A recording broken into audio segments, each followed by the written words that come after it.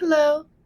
So my name is Emily Hamilton, and I'm going to be explaining my experiment for week 3, the volcanic experiment. I'm just going to walk through what I did, how I did it, and my results that I saw, and then why I think it went wrong.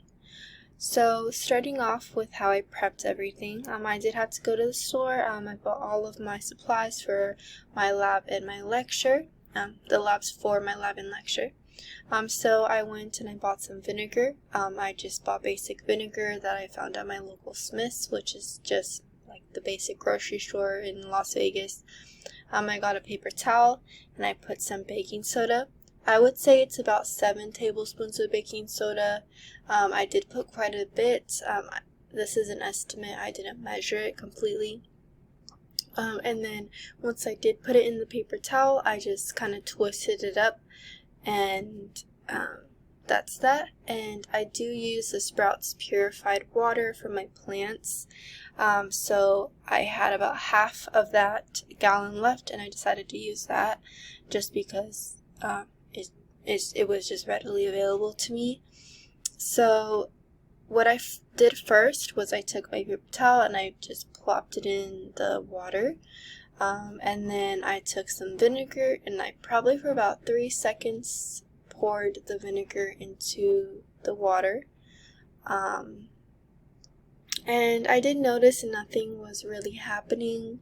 I didn't really see any reaction take place, nothing like that, so I did add a bit more vinegar. I kind of waited a few seconds. I honestly probably waited like a minute just to see if anything would occur, and nothing did. So one of my thoughts was maybe it was because the baking soda was kind of raveled too much in the paper towel, and I should have kind of maybe loosened it a little bit.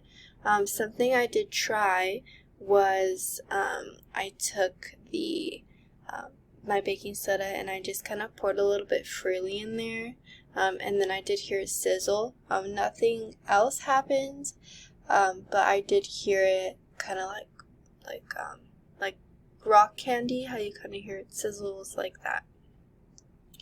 But nothing else happened. So one of my theories is just the measurements that I used. I wasn't sure what measurements to go off of, so I might have put too much vinegar or too much baking soda. But at the end of the day, I don't think it was just able to react as well because it was too compact in the paper towel. But like I said before, I did try again with the just freely putting in some baking soda.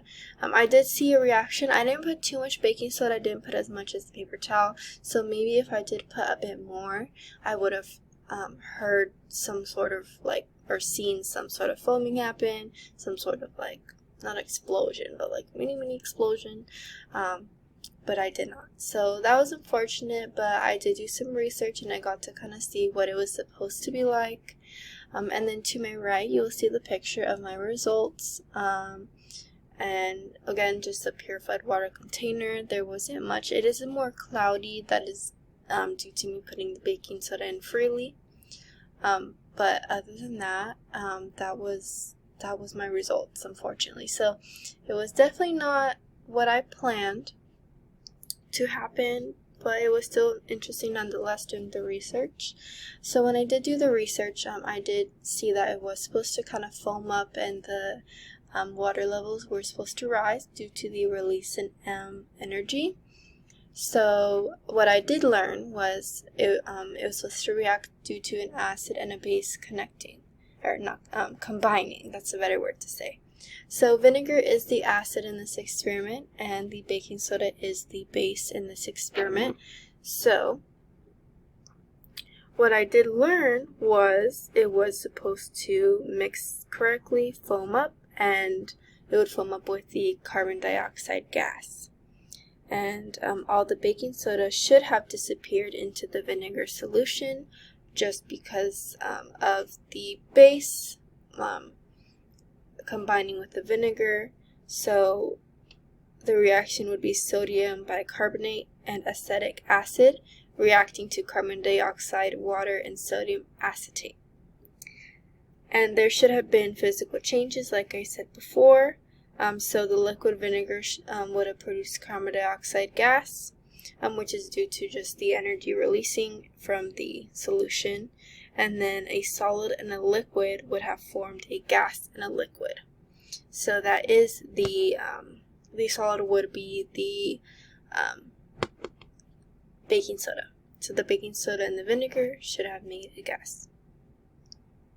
So this is very interesting, and then I do know the acid and the base do always kind of create reactions like this because the base is able to take those hydrogen atoms. So this is very interesting to learn about, and I would love to get some feedback as to why it may not have worked.